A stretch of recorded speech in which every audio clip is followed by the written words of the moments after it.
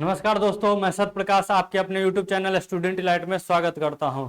दोस्तों, जिस वैकेंसी का आप लोगों का इंतजार था वो वैकेंसी अब आ चुका है। इसका नोटिफिकेशन दोस्तों 2 दिन पहले ही आया है। हर व्हाट्सएप ग्रुप में लगभग जितने भी एजुकेशनल चैनल हैं सब पे लगभग इसका डिस्कशन है। लेकिन दोस्तों इसके बारे में कुछ जो अच्छी चीज़ें हैं वो हम आपके साथ शेयर करेंगे। और इस वैकेंसी का जो फॉर्म कब से भराएगा, कब तक भराएगा, ये सारी चीज़ को हम लोग डिस्कस करेंगे। इसमें किनको आरक्षण मिलेगा, किनको नहीं मिलेगा, फॉर्म कैसे भरना है, क्या क्या डॉक्यूमेंट्स लगेंगे, उन सब का एक डिस्कशन होगा। तो दोस्तों इस वीडियो को जरूर देखें और अपने दोस्तों से जरूर शेयर करें, ताकि देखिए दोस्तों अभी जो ये वैकेंसी निकली है बिहार कर्मचारी चयन आयोग के द्वारा। किसके द्वारा निकली है दोस्तों? बिहार राज्य कर्मचारी चयन आयोग के द्वारा। ठीक है ना। ये जो वैकेंसी है दोस्तों देखिए ये दोस्तों है इंटर स्तरीय। इंटर स्तरीय बोलने का मतलब है दोस्तों जिन बच्चे ने 10+2 ट्वेल्थ का एग्जाम पास आउट हो गए हैं, जिनके पास ट्वेल्थ का सर्टिफिकेट आ गया है, उनके लिए फॉर्म आया है। अब इसका मतलब ये नहीं है कि जो ट्वेल्थ का एग्जाम पास आउट कर गए हैं, 12th प्लस, अब जो भी 12th प्लस है, जो ग्रेजुएशन किए हैं, एमटेक किए हैं, या फिर जो भी आगे पीजी यूजी किए हैं या पीएचडी भी किए हैं, वो सब लोग इस फॉर्म के लिए एलिजिबल होंगे। क्योंकि दोस्तों ये फॉर्म में सीटें भी बहुत ज्यादा, इस वैकेंसी में सीटें भी बहुत ज्यादा आई हैं, तो समझिए कंपटीशन तो बहुत टफ होने वाला है। बहुत अच्छे अच्छे धुरंधर लड़के बैठेंगे। और पोस्ट भी ऐसे हैं दोस्तों कि इस तरह के वैकेंसी के लोग इंतजार कर रहे थे, और क्यों ना इंतजार करे, आया भी तो बहुत दिन के बाद है। देखिए दोस्तों, बिहार राज्य कर्मचारी चयन आयोग के द्वारा इंटर स्तरीय पदों पर क्या बोल रहा है कि इंटर स्तरीय पदों पर नियुक्ति हेतु आयोजित की जाने वाली द्वितीय, ये है दोस्तों द्वितीय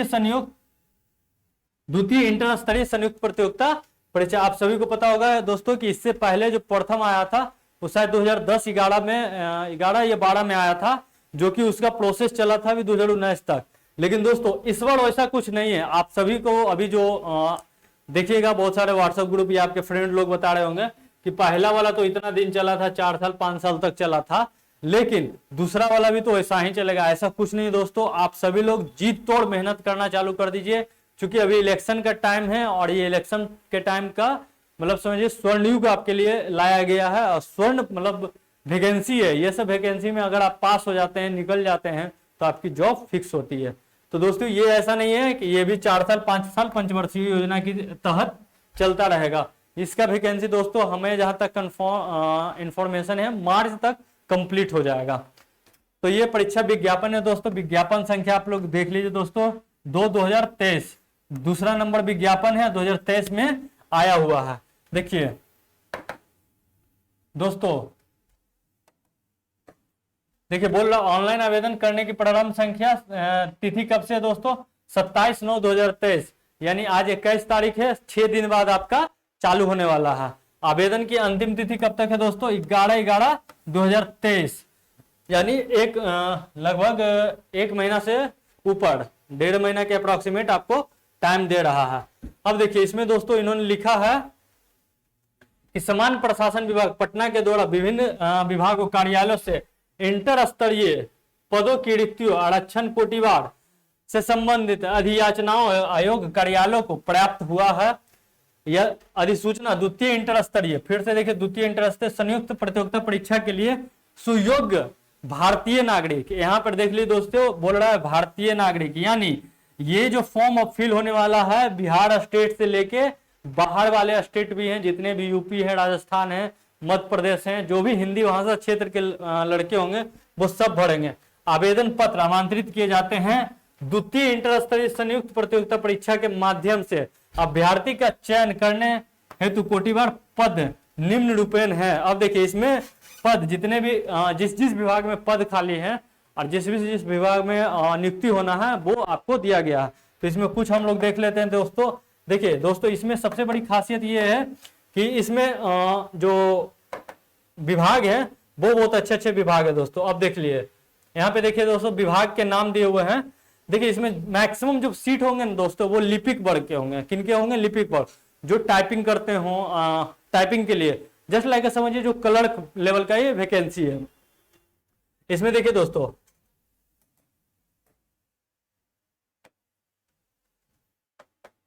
देखिए दोस्तों, पथ निर्माण विभाग, मद्य निषेध उत्पाद एवं निबंधन विभाग, गृह विभाग आरक्षी शाखा, गृह विभाग आरक्षी शाखा एवं विधि विज्ञान प्रयोगशाला, श्रम संसाधन विभाग, अल्पसंख्यक कल्याण विभाग, पर्यावरण एवं जलवायु परिवर्तन विभाग, निदेशालय नियोजन एवं प्रशिक्षण विभाग, फिर आइएगा दोस्तों नीचे श्रम आयुक्त, श्रम संसाधन विभाग, स्वास्थ्य विभाग, मंत्रिमंडलीय सचिवालय, राज्यसभा विभाग।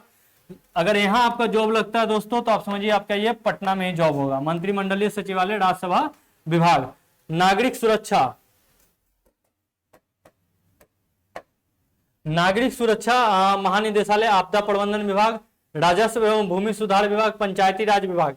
ये पंचायती राज विभाग में अगर जॉब आपको लगता है दोस्तों तो ये समझिए जितने भी बिहार के पंचायत हैं वहां आपको कार्य करने की परमिशन मिलेगा।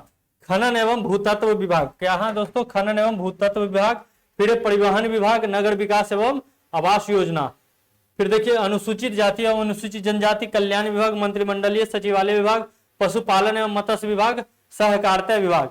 इतने सारे दोस्तों विभाग हैं। इन सारे विभागों में आपको अगर आप पास होते हैं, सारे प्रोसीजर को आप क्वालिफाई कर जाते हैं तो अब आपको इन जितने भी विभाग है इन विभाग में से किसी एक विभाग में आपको दिया जाएगा। और सभी जगह देखिएगा दोस्तों निम्न वर्गीय लिपिक का ही पोस्ट है, सभी जगह लगभग निम्न वर्गीय लिपिक का ही पोस्ट है। अब देखिए दोस्तों टोटल पोस्ट, ये दोस्तों जो दिख रहा है ये जनरल का पोस्ट है 5064। और ये दोस्तों आपका, ये दोस्तों आप देखिएगा, देखिए आर्थिक पहला अनारक्षित मतलब जनरल वर्ग, पहला अनारक्षित जनरल वर्ग, दूसरा आर्थिक रूप से पिछड़ा कमजोर वर्ग जिसको बोलते हैं हम लोग इकोनॉमिक वीकर सेक्शन EWS, तीसरा है पिछड़ा वर्ग, चौथा अत्यंत पिछड़ा वर्ग, अनुसूचित जाति, अनुसूचित जनजाति, पिछड़ा वर्ग की महिलाओं के लिए, और कुल पदों की संख्या। तो अब देखिए दोस्तों यहाँ पे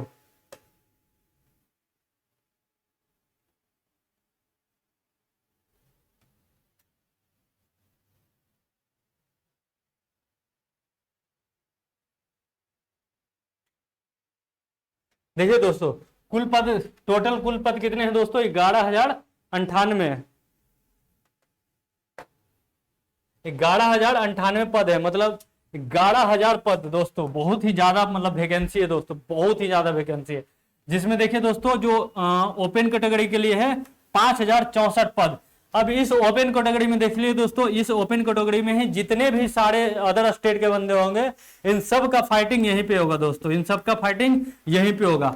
1090 पोस्ट उनके लिए है दोस्तों जो EWS के लिए कैंडिडेट होंगे, जो इकोनॉमिक वेकर सेक्शन के बंदे होंगे। 1249 पोस्ट होंगे उसके लिए दोस्तों जो OBC में आते हैं, ठीक है।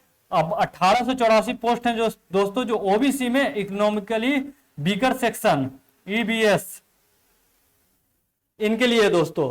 1367 पोस्ट है दोस्तों अनुसूचित जाति के लिए, 76 पोस्ट है अनुसूचित जनजाति के लिए, 368 पोस्ट है दोस्तों अनुसूचित जनजाति महिलाओं के लिए।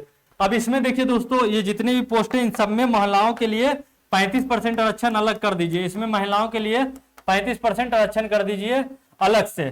तो इसमें से आप 35% निकाल दीजिएगा दोस्तों, जो वैकेंसी आएगी उस पर पुरुष का, इसमें 35% निकाल दीजिए, जो आएगी पुरुष का ये 35% निकाल दीजिए। यहां से आपका ये कैलकुलेशन है, यानी टोटल देखा जाए दोस्तों तो 11,098 पोस्ट का वैकेंसी आया हुआ है।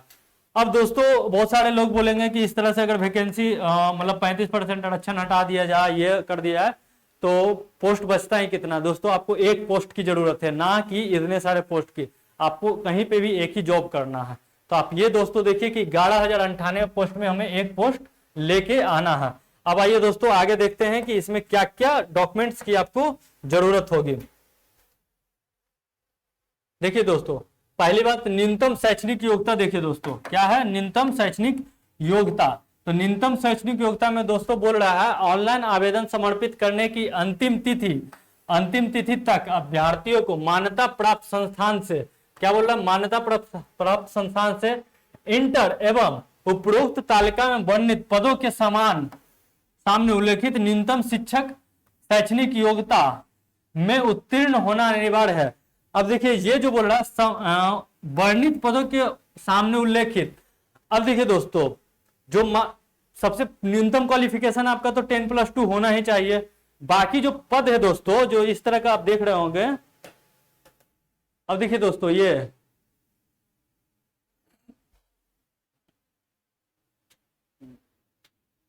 देखिए दोस्तों, पंचायती राज सचिव में पंचायती राज विभाग लेवल 3 का पोस्ट है, इंटरमीडिएट अथवा समकक्ष परीक्षा उत्तीर्ण बोल रहा है।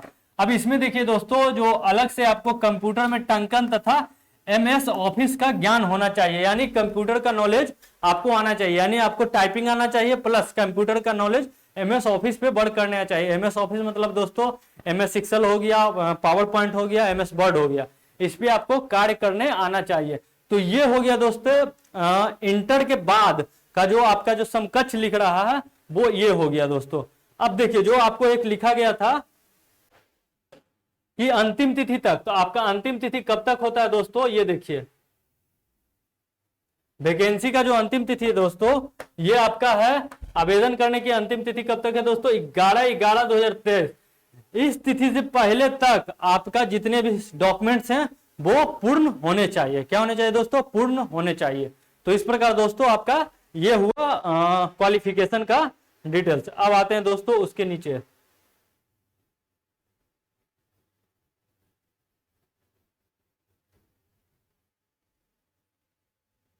ये हुआ दोस्तों न्यूनतम शैक्षणिक योग्यता। अब देखिए आरक्षण दोस्तों, आरक्षण देखिए जितने भी EWS हैं या फिर EBS हैं, EBS हैं, या फिर अनुसूचित जाति अनुसूचित जनजाति, या फिर जो महिलाएं हैं, या फिर जो दिव्यांग पुरुष महिलाएं हैं, ठीक है ना, उनके लिए आरक्षण का प्रावधान किया जाता है। हर वैकेंसी में आरक्षण का प्रावधान किया जाता है।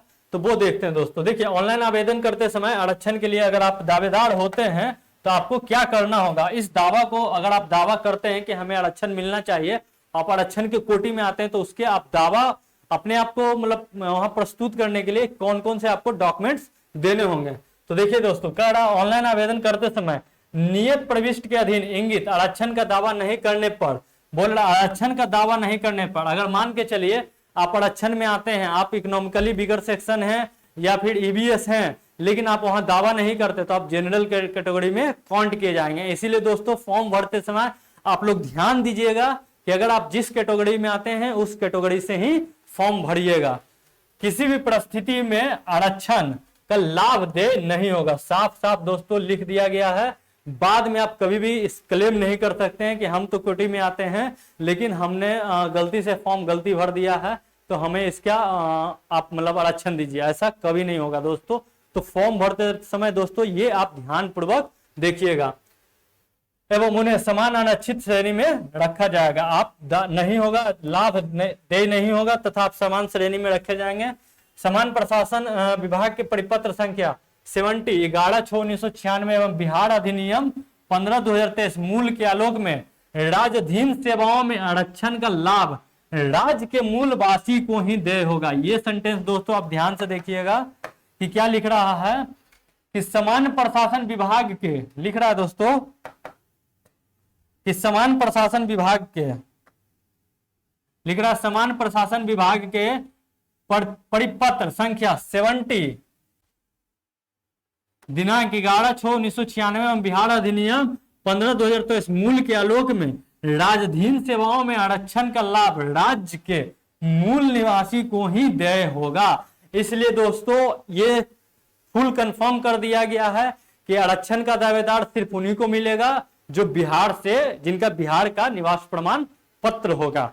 तो दोस्तों आप सभी लोग निवास प्रमाण पत्र जिनके पास बना होगा वो तो ठीक है, अगर नहीं बना है तो अभी भी अब अगर आप अप्लाई करते हैं तो 10 डेज में आपका निवास प्रमाण पत्र आ जाएगा। दोस्तों अभी और आगे बताते हैं कि आरक्षण के लिए दावा और क्या क्या जरूरत पड़ेगा।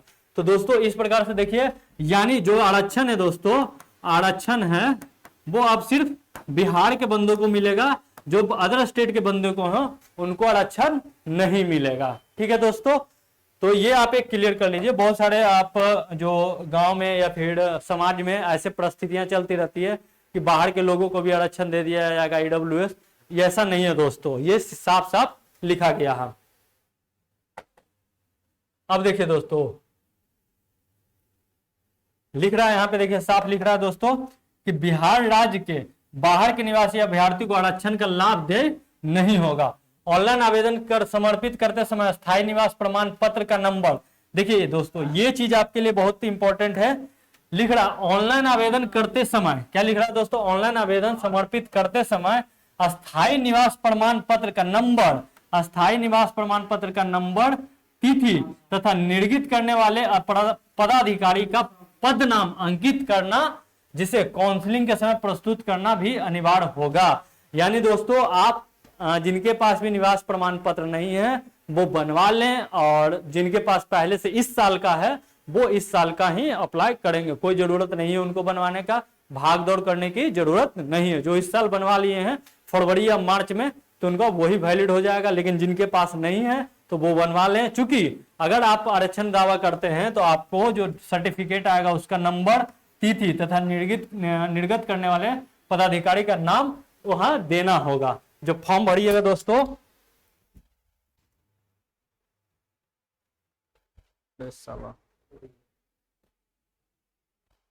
जब फॉर्म भरिएगा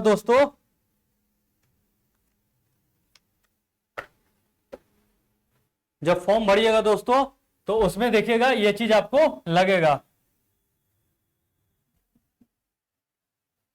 अब देखिए आरक्षित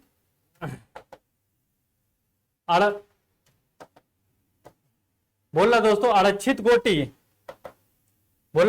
कोटि के अभ्यर्थी अपनी जाति के अनुरूप पूर्ण रूप से संतुष्ट होने के पश्चात ही आरक्षण कोटि का दावा ऑनलाइन आवेदन के संबंधित कॉलम में करेंगे एवं ऑनलाइन आवेदन करते समय उनके पास आरक्षण कोटि के अनुरूप सक्षम पदाधिकारी के निर्गत वांछित प्रमाण पत्र उपलब्ध होने अनिवार्य होंगे।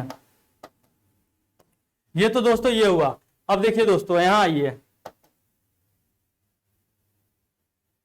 पिछड़ा वर्ग एवं अत्यंत पिछड़ा वर्ग, ठीक है ना। ये दोस्तों ओबीसी का जो कंसेप्ट है, यहाँ पे आइए।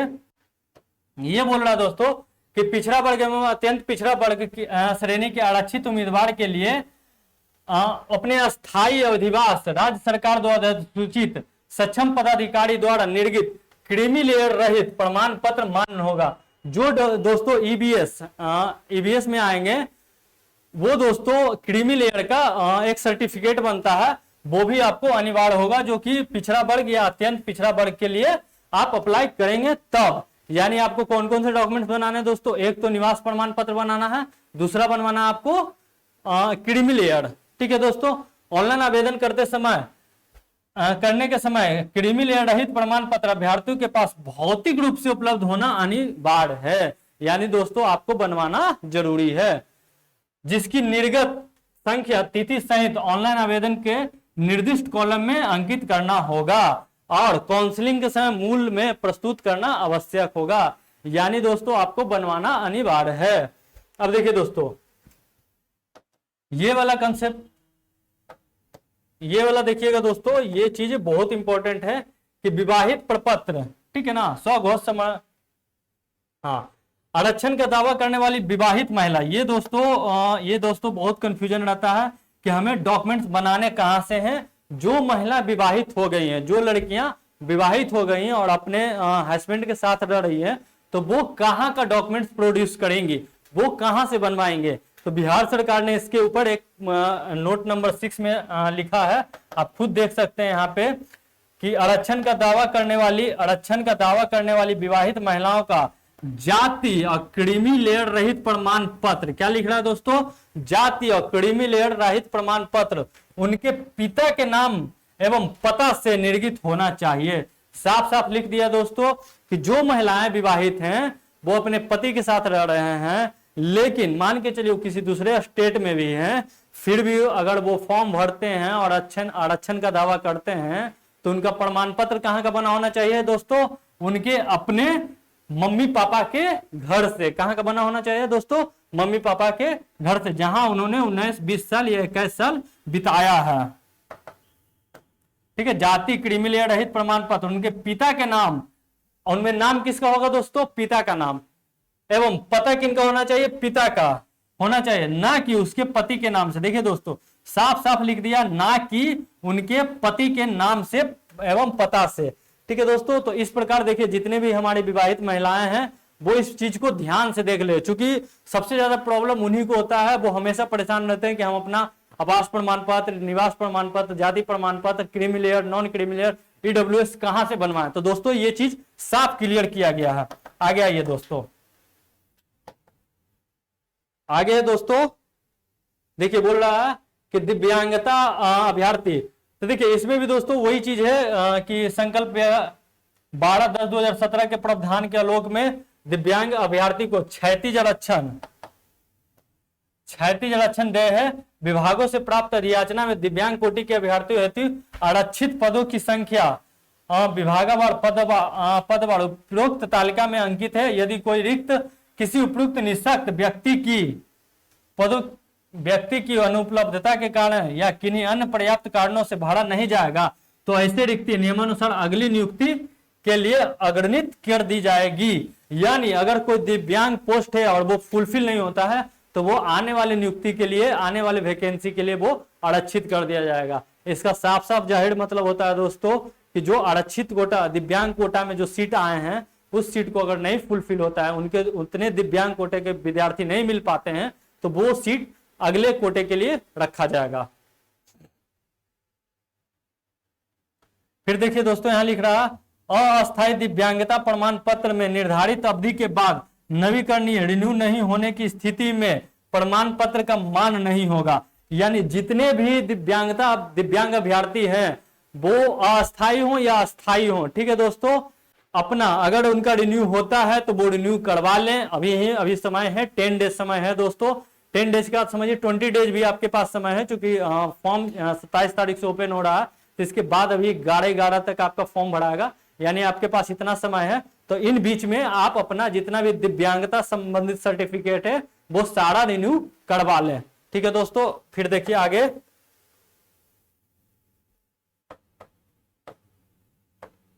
आगे दोस्तों सामान्य प्रशासन विभाग के पत्रांक, ये स्वतंत्रता सेनानी के नाती पोतों के लिए है दोस्तों, तो ये तो आप सभी को पता ही होगा, इसमें ज्यादा कोई लोग आते नहीं हैं। तो आगे आइए, अब आइए दोस्तों उम्र सीमा, सबसे ज्यादा इंपॉर्टेंट ये दोस्तों, क्योंकि इस फॉर्म को भरने के लिए बहुत सारे जो न्यूनतम उम्र तो क्वालिफाई कर रहे हैं, मैक्सिमम उम्र वाले भी होंगे। तो दोस्तों यहाँ पे आप अच्छे से ध्यान देके देखिएगा कि कौन कौन इसके लिए एलिजिबल है। देखिए दोस्तों, अभ्यर्थियों की उम्र सीमा की गणना कब से की गई जाएगी? 1/8/2023 यानी अगस्त महीने के 2023 ईयर जो चल रहा है उसके अगस्त महीने से काउंट की जाएगी, आधार पर की जाएगी। परंतु वैसे अभ्यर्थी जो दिनांक 1/8/2015 को सरकार द्वारा निर्धारित अधिकतम उम्र सीमा धारित करते हो एवं उक्त तिथि तक निर्धारित शैक्षणिक योग्यता धारण करते हो, वे भी उम्र सीमा के आधार पर समान प्रशासन विभाग पत्रांक संख्या 212 दिनांक 23/1/2006 के आलोक में इस परीक्षा के लिए पात्र होंगे। अब देखिए कार्मिक एवं प्रशासनिक सुधार विभाग, वर्तमान में सामान्य प्रशासन विभाग।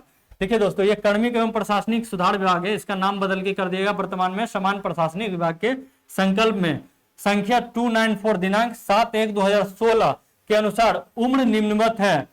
देखिए न्यूनतम आयु सीमा तो दोस्तों 18 वर्ष, ये तो आप सभी को पता होगा, लेकिन अधिकतम आयु सीमा हर वर्ग के लिए अलग अलग होता है। तो देखिए दोस्तों यहाँ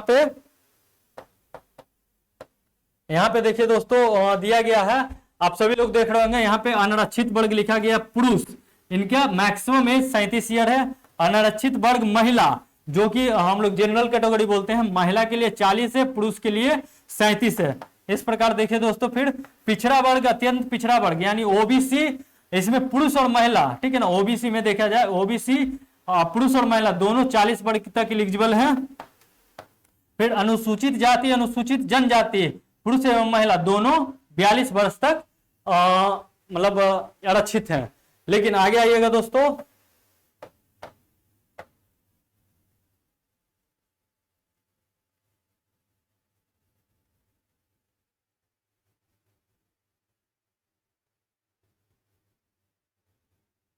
ये चीज एक देख लीजिएगा दोस्तों, बहुत ही इंपॉर्टेंट है। समान प्रशासनिक विभाग लिख रहा है, समान प्रशासनिक विभाग बिहार सरकार के संकल्प संख्या 22218 दिनांक 12/2022 के आलोक में बिहार सरकार के सरकारी सेवकों को सेवा में आने के उपरांत उनकी पूरी सेवा अवधि में प्रत्येक आयोग, बिहार लोक सेवा आयोग, बिहार तकनीकी सेवा आयोग, बिहार कर्मचारी चयन आयोग आदि द्वारा आयोजित प्रतियोगिता परीक्षाओं में सम्मिलित होने के लिए अलग अलग कुल अधिकतम 5 अवसर ही अनुमान है। यानी इसका अर्थ यह हुआ दोस्तों, जो लड़का, जो अभ्यर्थी पहले से बिहार सरकार में जॉब कर रहे हैं, किसी भी पद पे हो, और वो सिर्फ 5 बार ही किसी भी इस जितने भी ये बिहार लोक सेवा आयोग, बिहार तकनीकी सेवा आयोग और बिहार कर्मचारी चयन आयोग, इन तीनों में अगर आप फॉर्म भरते हैं तो ओनली 5 टाइम्स ही आप फॉर्म भर सकते हैं। 5 टाइम्स के बाद आप अभ्यर्थी जो होंगे वो फॉर्म नहीं भर सकते हैं। दोस्तों ये जो इंफॉर्मेशन बहुत ही इंपॉर्टेंट है, क्योंकि ये इंफॉर्मेशन के बेसिस पे ही आप अपने आप को काउंट करिएगा। क्योंकि जो बंदे हायर लेवल का एग्जाम कर रहे हैं और पहले से ही किसी विभाग में हैं, जो कि अपना पोस्ट चाहते हैं अपग्रेड करने के लिए, तो वो ध्यान दें कि चूंकि ये जो वैकेंसी आई है दोस्तों, ये इसका जॉब जो प्रोफेशन है बहुत ही अच्छा है। इसलिए जो बंदे जैसे कि बहुत सारे क्लर्क पे हैं या फिर बहुत सारे ऐसे वैकेंसी पे हैं, सीट पे कार्यरत हैं, जो चाह रहे हैं कि हम इधर बूस्ट करें, तो बूस्ट तो कर लीजिएगा। लेकिन ध्यान दीजिएगा दोस्तों कि अगर आप आगे अगर 3 एग्जाम आप फुल पहले से दे चुके हैं और इसमें अगर फॉर्म भरते हैं तो आप चौथे काउंट हो जाएंगे। यानी एक बार और आप किसी भी इन तीनों विभाग के लिए, किसी भी विभाग के लिए एक बार और आप फॉर्म भर सकते हैं, यानी 5 बार आपका काउंट हो जाएगा और आप फिर आप एलिजिबल नहीं रह पाएंगे। तो फिर देखिए दोस्तों आगे परीक्षा शुल्क देखते हैं दोस्तों। परीक्षा शुल्क क्या बोल रहा है कि परीक्षा शुल्क प्रारंभिक परीक्षा समान वर्ग, पिछड़ा वर्ग, अत्यंत पिछड़ा वर्ग के पुरुष अभ्यर्थी, ठीक है ना, इनके लिए 540 रुपया, ठीक है दोस्तों, यानी जनरल कैटेगरी, ठीक है ना, पिछड़ा वर्ग ओबीसी, अत्यंत पिछड़ा वर्ग ओबीसी ही, इन सबके लिए 540 रुपया का फी लगेगा दोस्तों। और यहाँ पे देखिए अनुसूचित जाति, अनुसूचित जनजाति, बिहार के अस्थायी निवासी के लिए देखिए दोस्तों यहाँ पे साफ साफ कर दिया, अगर अदर स्टेट के अनुसूचित जाति, अनुसूचित जनजाति या ओबीसी के कैंडिडेट हैं तो उनको भी 540 रुपया ही पे करना पड़ेगा। लेकिन अगर बिहार के हैं, बिहार के अस्थायी निवासी हैं, तो उनको कितना देना पड़ेगा दोस्तों, मात्र 135 रुपीज। देख लीजिए दोस्तों डिफरेंस कितना का है। अब देखिए दोस्तों सभी श्रेणी के दिव्यांगों के लिए अनुसूचित जाति, अनुसूचित जनजाति के समान 135 रुपया ही है दोस्तों। सभी श्रेणी की महिलाओं के लिए सिर्फ बिहार के अस्थायी निवासी, देखिए दोस्तों ये हमेशा आपको बता रहे हैं सिर्फ बिहार के निवासी के लिए, महिला हो आरक्षण भी मिलेगा उनको तो सिर्फ बिहार के निवासी हो तो, और फॉर्म भी अगर भरना है तो उनका फी भी डिस्काउंट है, कितना है, जब बिहार के निवासी हो तो कितना है दोस्तों 135 रुपया। अब बिहार राज्य के बाहर सभी श्रेणी, दोस्तों ये साफ साफ लिख दिया है इस फॉर्म में कि बिहार राज्य के बाहर सभी श्रेणी के अभ्यर्थी पुरुष हो या महिला हो, उन सबके लिए कितना है दोस्तों 540 रुपया। तो इस प्रकार दोस्तों एकदम क्लियर रहिए, इन सब चीजों में क्लियर रहिए। कभी भी किसी से इस तरह का कि भाई कितना लग रहा है, क्या हो रहा है, नहीं हो रहा, भाई आप ऐसे भी आप जब किसी भी साइबर कैफे में जाइएगा या खुद से फॉर्म भरने जाएगा तो हाँ जैसा जैसा आप कैटेगरी डालिएगा, जैसा आरक्षण के लिए अगर आप दावा करते हैं अनुसूचित, अनुसूचित जनजाति या महिला में आते हैं और बिहार के निवासी हैं तो ऑटोमेटिक वो आपका पेमेंट उतना ही बनाता है पोर्टल जितना आपको लगने वाला है। तो इस भ्रम में नहीं रहिएगा कि उसको 135 लग रहा है हमको 540 लग रहा है दोस्तों। इसलिए भी बता रहे हैं फॉर्म भरते समय आप सही सही चीजों को भरिएगा, नहीं तो आपका जो ये पेमेंट भी है 135 से 540 बढ़ सकता है किसी भी रूप में। तो दोस्तों ये हुआ आपका फॉर्म का।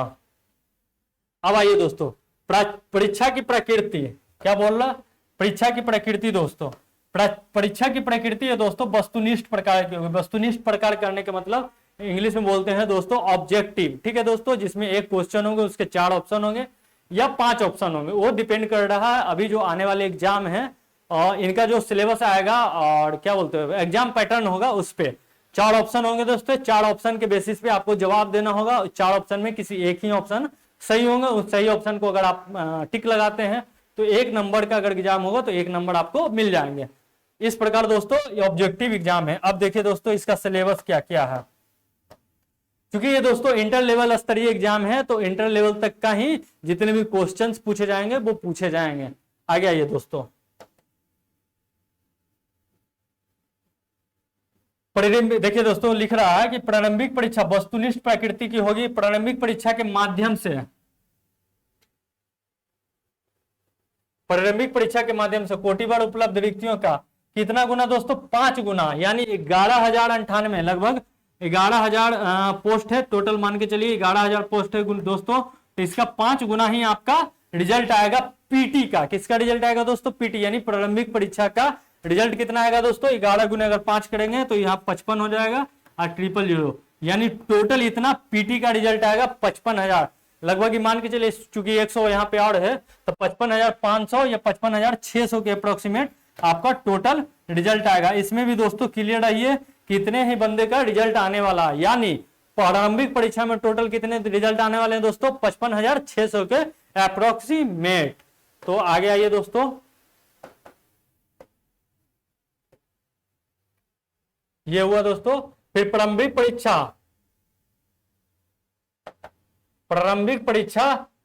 परीक्षा में एक पत्र समान ज्ञान का होगा जिसका निम्नांकित विषय होंगे। बोल रहा है दोस्तों कि प्रारंभिक परीक्षा में एक पत्र हो जाओ समान ज्ञान का होगा जिसमें देखिए समान अध्ययन आता है दोस्तों, समान विज्ञान एवं गणित आता है दोस्तों, मानसिक क्षमता आता है दोस्तों, comprehension, logic and reasoning, mental ability. Just like दोस्तों मानसिक क्षमता मतलब आप लोग सब जानते हैं रीजनिंग से संबंधित प्रश्न। फिर आइए दोस्तों, प्रश्न वस्तुनिष्ठ एवं बहुविकल्पित होंगे। क्या लिख रहा है दोस्तों, प्रश्न वस्तुनिष्ठ एवं बहुविकल्पित होंगे। कुल प्रश्नों की संख्या 150 होगा दोस्तों। कितने क्वेश्चन का एग्जाम होगा दोस्तों 150। प्रत्येक सही उत्तर के लिए 4 अंक दिए जाएंगे और प्रत्येक गलत उत्तर के लिए 1 अंक कटौती की जाएगी। यानी परीक्षा की अवधि 2 घंटे 15 मिनट की होगी, यानी टोटल 60। 2 घंटे मतलब हो गए 60 मिनट, 2 घंटे मतलब हो गए टोटल 120 मिनट और प्लस 15 मिनट, यानी 135 मिनट का आपका एग्जाम होगा दोस्तों। यानी 135 मिनट में आपको 150 क्वेश्चन सॉल्व करने होंगे। प्रारंभिक परीक्षा में भाषा का माध्यम हिंदी अंग्रेजी होगा दोस्तों। प्रारंभिक परीक्षा में भाषा का माध्यम क्या होगा दोस्तों, हिंदी अंग्रेजी। इसका अर्थ हुआ कि आपके पास जो क्वेश्चन पेपर आएंगे दोस्तों वो हिंदी अंग्रेजी दोनों में होंगे। आगे आइए, अगर हिंदी एवं अंग्रेजी के प्रश्नों में कोई भिन्नता होगी तो अंग्रेजी प्रश्न को मान्यता दे होगी। इसका अर्थ हुआ दोस्तों कि आपको अगर हिंदी प्रश्न में कोई त्रुटि पाई जाती है तो इंग्लिश वाले जो प्रश्न है उन्हीं के बेसिस पे रिजल्ट डिक्लेयर किया जाएगा। फिर दोस्तों देखिए सिलेबस बोल रहा है दोस्तों, प्रारंभिक परीक्षा सिलेबस निम्न प्रकार से है। समान अध्ययन, पहला आपका सेक्शन था दोस्तों समान अध्ययन।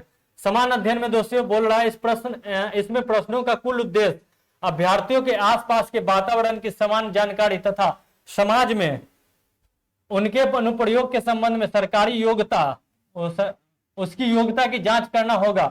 वर्तमान घटनाओं और दिन प्रतिदिन की घटनाओं के सूक्ष्म अवलोकन तथा उनके प्रति वैज्ञानिक दृष्टिकोण।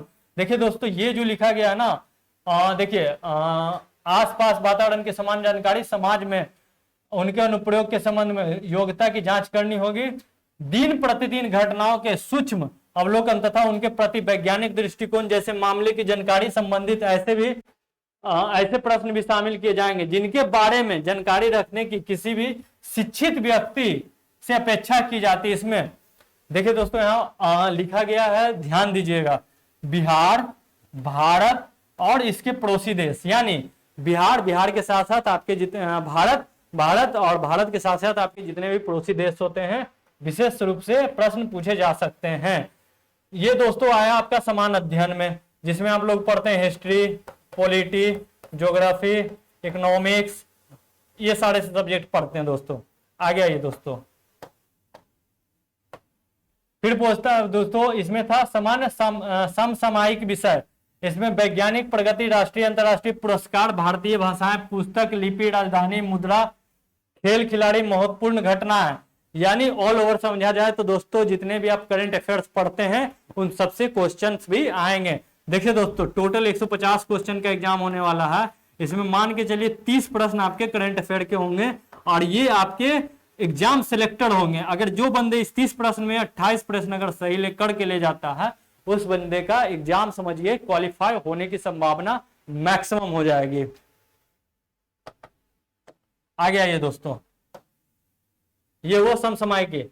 अब देखिए भारत और उसके पड़ोसी देश, क्या लिख रहा है दोस्तों, भारत एवं उसके पड़ोसी देश। यहाँ पे भी लिख रहा था दोस्तों, यहाँ पे भी देखिए पड़ोसी देश का इतिहास, भारत का इतिहास, संस्कृति, भूगोल, आर्थिक प्रदेश, स्वतंत्रता आंदोलन, भारतीय कृषि तथा प्राकृतिक संसाधनों की प्रमुख विशेषताएं, भारत का संविधान, ये आपका पॉलिटी एवं राज्य व्यवस्था, देश की राजनीतिक प्रणाली, पंचायती राज, सामुदायिक विकास, पंचवर्षीय योजना में राष्ट्रीय आंदोलन में बिहार का योगदान। यानी देखिए ये दोस्तों आपका हिस्ट्री है, ये भी दोस्तों हिस्ट्री है, ये दोस्तों भूगोल है, ये भी भूगोल है, ज्योग्राफी, ये दोस्तों हिस्ट्री है। स्वतंत्रता आंदोलन, भारतीय कृषि एवं प्राकृतिक संसाधन की प्रमुख विशेषताएं, ये दोस्तों आपको ज्योग्राफी और इकोनॉमिक्स दोनों में काउंट किया जाता है।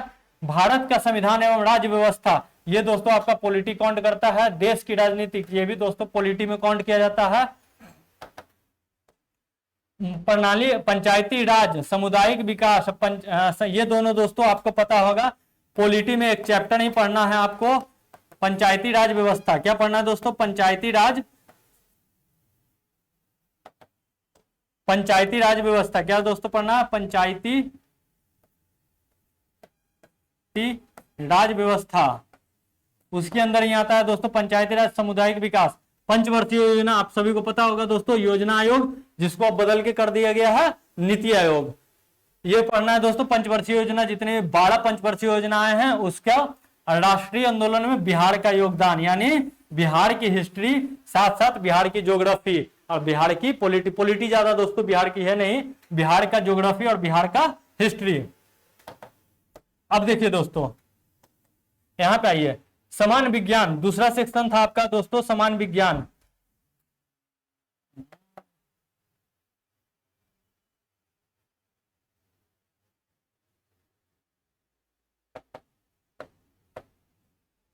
दूसरा सेक्शन था दोस्तों आपका समान विज्ञान। अब देखिए दोस्तों समान विज्ञान, भौतिक शास्त्र, रसायन शास्त्र, जीव विज्ञान और भूगोल। देखिए दोस्तों यहाँ पे इन्होंने फिर से लिखा है भूगोल, यानी आपको ज्योग्राफी पे अच्छा पकड़ बनाना होगा दोस्तों।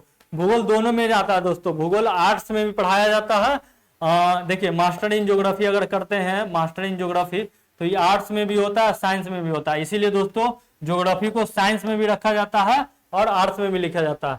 तो जीव विज्ञान और भूगोल, ठीक है दोस्तों। तीसरा सेक्शन था आपका दोस्तों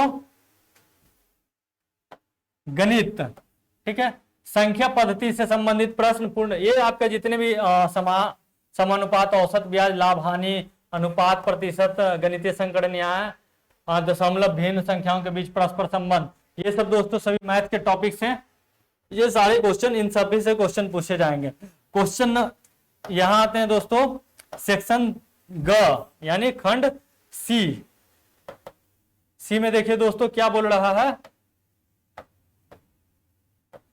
कि मानसिक क्षमता जांच, जस्ट लाइक मानसिक क्षमता जांच मतलब दोस्तों रीजनिंग से जितने भी वर्बल नॉन वर्बल से जितने भी क्वेश्चंस आते हैं, वो जितने भी तैयारी करने वाले बंदे हैं वो सबको पता है। अगर नहीं पता है तो आप यहाँ देख लीजिए क्या लिख रहा है। इसमें शाब्दिक और गैर शाब्दिक दोनों प्रकार के प्रश्न पूछे जा सकते हैं। इस घटक में निम्न से संबंधित यथासंभव प्रश्न पूछे जा सकते हैं। कौन सा है दोस्तों?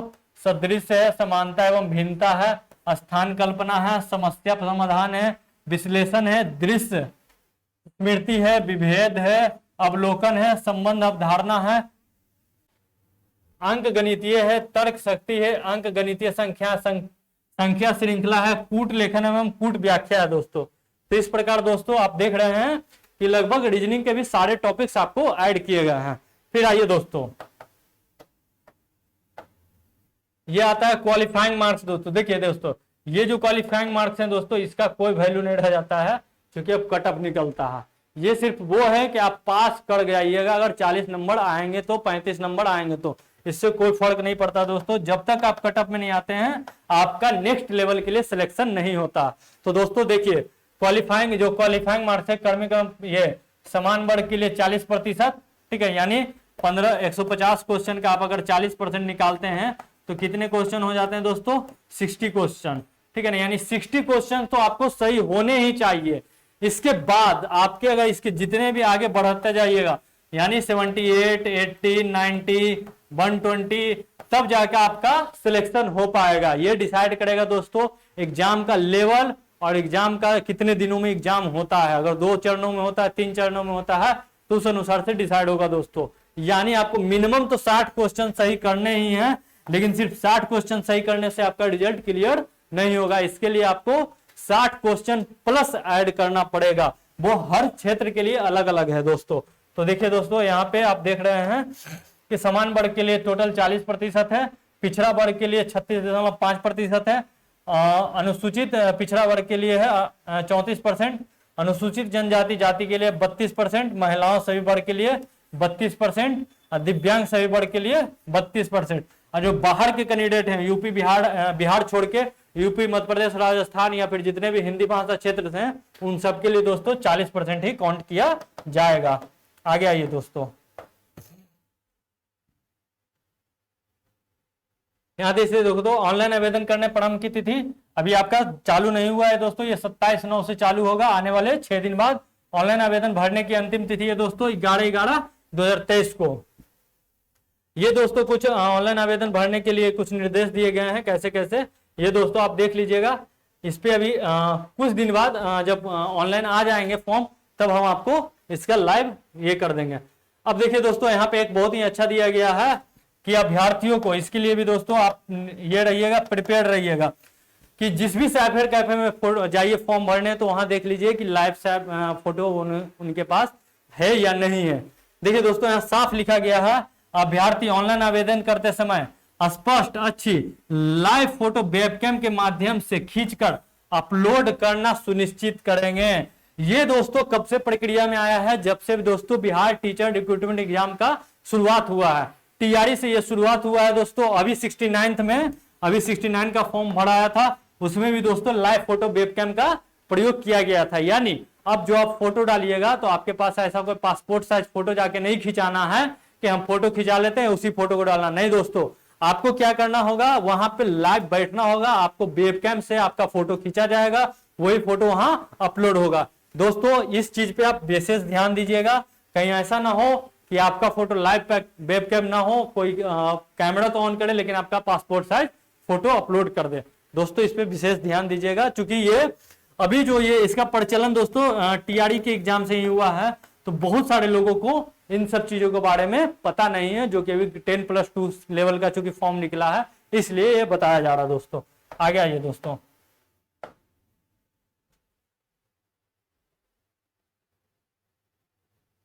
ये कुछ महत्वपूर्ण निर्देश हैं दोस्तों। इसमें आप जब फॉर्म भरने जाइएगा तो आप सबमिट करने के बाद प्रीव्यू देखकर पहले देखिए सबमिट, कोई भी फॉर्म जब सबमिट करने जाएगा दोस्तों उससे पहले प्रीव्यू कर लीजिएगा कि हमने जो डाटा डाला है वो सही है कि नहीं।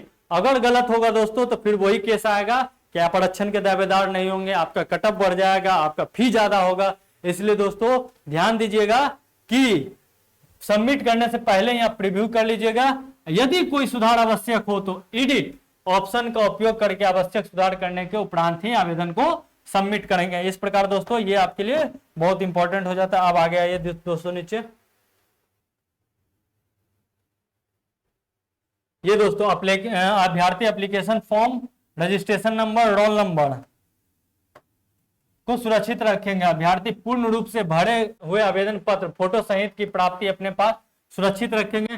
किसी भी परिस्थिति में डुप्लीकेट द्वितीय registration number, application form number, प्रवेश पत्र आयोग द्वारा बाद में निर्गत नहीं किया जाएगा। दोस्तों जब आप फॉर्म भर लीजिएगा, प्रीव्यू कर लीजिएगा, सबमिट कर दीजिएगा तो आपको साइबर कैफे वाले प्रिंट आउट देते हैं। उस प्रिंट आउट को जब तक आप सिलेक्ट नहीं हो जाते, जब तक आप जॉब ज्वाइनिंग नहीं कर लेते हैं, तब तक आपको सुरक्षित रखना ही रखना है।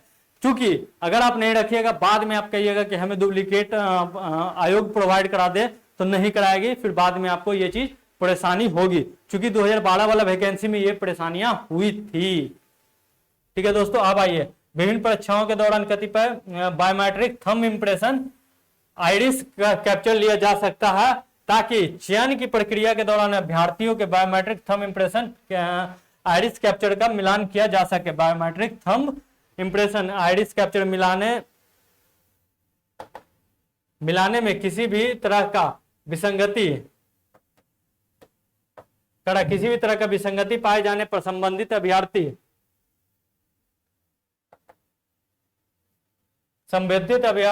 के विरुद्ध आयोग द्वारा विधि सम्मत यथोचित कार्रवाई की जाएगी। सिंपल लिखा गया दोस्तों कि अगर आप चूंकि आधार कार्ड से रजिस्ट्रेशन होगा दोस्तों, सबका आधार कार्ड और मोबाइल नंबर अनिवार्य है, तो सभी लोग आधार कार्ड से ही देंगे, तो वहां पे आपका थंब इंप्रेशन और आइरिस कैप्चर किया जाएगा। अगर उसमें किसी भी प्रकार का त्रुटि पाया जाता है दोस्तों तो आपके ऊपर कार्रवाई किया जाएगा। ये आप सभी लोग दोस्तों अच्छे से वाकिफ है, ये हर एग्जाम में किया जाता है और इस एग्जाम में भी किया जाएगा। तो कोई भी दोस्तों प्लीज मुन्ना भैया बनने की कोशिश ना करें, क्योंकि दोस्तों मुन्ना भैया बनिएगा, अगर पकड़े जाइएगा तो आपका तो जॉब तो खैर चला ही जाएगा और जिंदगी भी बर्बाद हो जाएगा। तो दोस्तों मुन्ना भैया बनने की कोशिश ना करें। आ गए दोस्तों,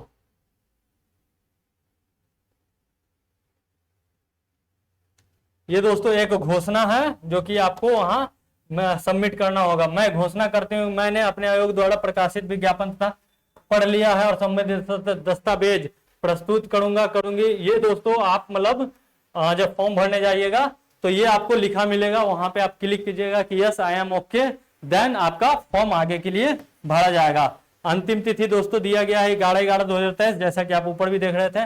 11 बज के रात्रि 12 बजे तक आपका सर्वर ऑन रहेगा, तक आयोग के वेबसाइट पर किया जा सकता है किसी भी। फिर भी दोस्तों आप लोग कभी भी 11/11/2023 का इंतजार मत करिएगा। हाँ, शुरुआत में फॉर्म मत भरिएगा कि हाँ 27 को आ गया है तो आज के आज ही डाल दें। 27, 28, 29 तक इंतजार कीजिएगा। 29 के बाद आप लगातार फॉर्म भर लीजिएगा। आप इतना दिन का इंतजार मत कीजिएगा, क्योंकि बाद में जाके सर्वर डाउन हो जाता है और फिर बहुत सारे परेशानियां होती है। जब भी जाइएगा साइबर कैफे में 1 से 2 दिन में फॉर्म भर के कंप्लीट कर ही लीजिएगा, ताकि किसी भी तरह का अगर त्रुटि हो तो आपको सुधारने का मौका मिल जाए।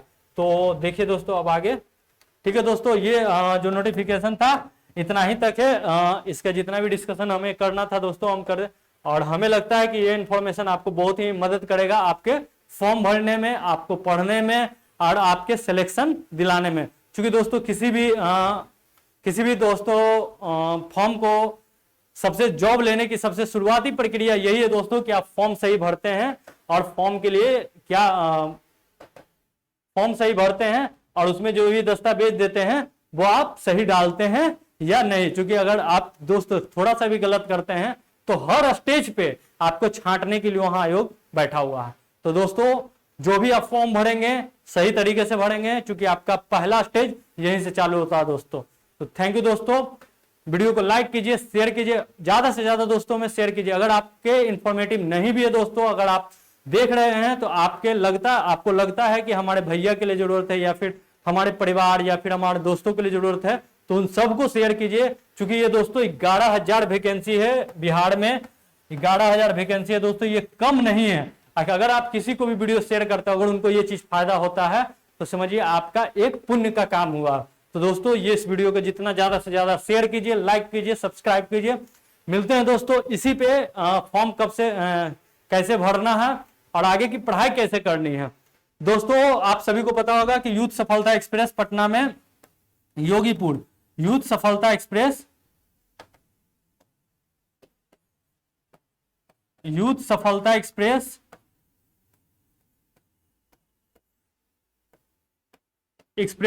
योगीपुर पटना में लगातार कंपटीशन एग्जामों की तैयारी करवा रही है, जिसमें हमारे पुरुषोत्तम सर मैथ और रीजनिंग पढ़ाते हैं और हम आप लोगों के लिए जीके जीएस का बैच लेके आए हैं। और टेस्ट सीरीज जिन बच्चों को भी ऑफलाइन टेस्ट सीरीज करना हो दोस्तों और पटना में रह रहे हैं, वो हमारे यूथ सफलता एक्सप्रेस से जुड़ सकते हैं।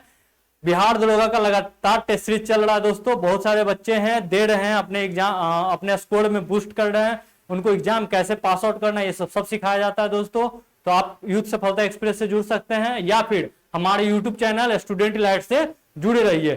थैंक यू दोस्तों, मिलते हैं नेक्स्ट अपकमिंग वीडियो में।